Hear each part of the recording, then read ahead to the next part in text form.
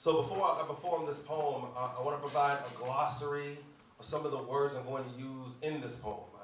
I just don't want anything to fall between the couch cushions of a sloppy metaphor. So when I say stitch, I mean silence. When I say breathing, I mean resistance. My mouth is always going to be called an exit wound, and I'm always going to call my own black body an autopsy.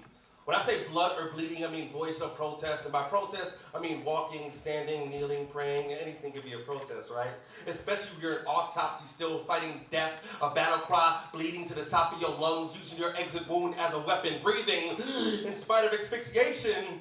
And by asphyxiation, I mean the American Constitution. And I consider the Constitution to be a blanket term that keeps the one nation under God warm at night. Instead of one nation under God, I'm going to say paint thinner, or the apologetic side of a pencil, the systematic side of a pencil, the patriotic side of a pencil. I mean, post-ivory tusk and bleeding jewelry is black. Rearview mirror is black. Black objects may seem larger, closer, and more aggressive depending on the intent of your privilege.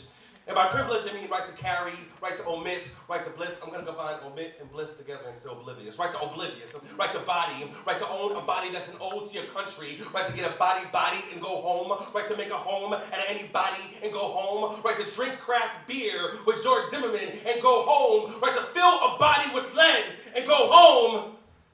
And by lead, I mean Michigan. I mean, twisting lemons in a cup full of oil like Flint is the cup, oil is America, lemon is war. Yo, I once saw lemon pour oil in a cup called Chicago that named it Chirac. When I say accountability, I mean black men. The black family is bruised, empathy, wearing fatigues or fatigues. When I say fatigues, I mean black women. When I say frontline, army, stampede, trigger finger, they're all black women. Black women are army of trigger fingers, stampeded through concrete and toxic masculinity with Nina Simone throats. You know, strange fruit is very cliche to say in poems, so instead of strange fruit, I'm going to say thesis statement. You know, something that branches out everything from slavery to Black Lives Matter or brown leaves that stay no matter the season. And finally, whenever in this poem that I say mahogany, obviously I mean casket. So here's the poem.